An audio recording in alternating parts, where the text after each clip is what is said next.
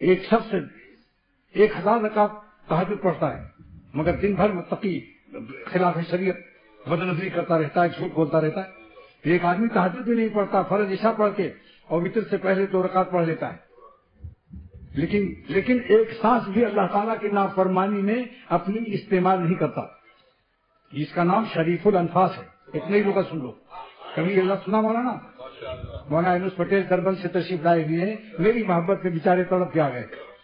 اتنا بھی نہیں کیا، اچانک خبر دی دوستوں نے کہ مولانا یونس پٹیل دربن افریقہ سے آ گئے۔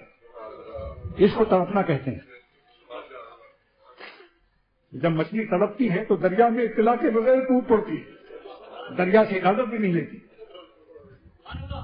اسی لیے میں کہتا ہوں کہ اگر گناہ ہو جائے تو توبہ میں دیر نہ کرو، تڑپ کے دریائے قرب میں جلدی داخل ہو جاؤ، کیونکہ میں نے آنکھوں سے دیکھا ہے جس مچھلی نے تڑپ کر کے کود کر کے دریا میں جلدی مقام وصل حاصل نہیں کیا تو کچھ دیر تک تڑپتی رہی، کچھ دیر کے بعد تڑپنے کی طاقت سے محروم ہوئی،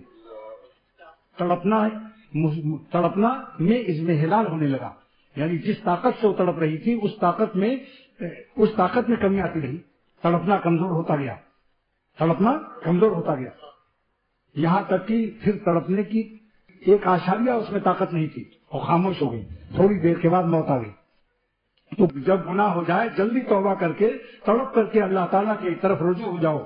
توبہ نام ہے منزل بعید سے پھر واپس آنا منزل قرب تک، رجوع اللہ، یعنی شیطان و نفس ہم کو گناہ میں جہاں تک لے گئے، جتنا دور کیا انہوں نے خدا تعالیٰ سے، پھر اپنی منزل قرب کی طرف واپس آنے کا نام توبہ ہے۔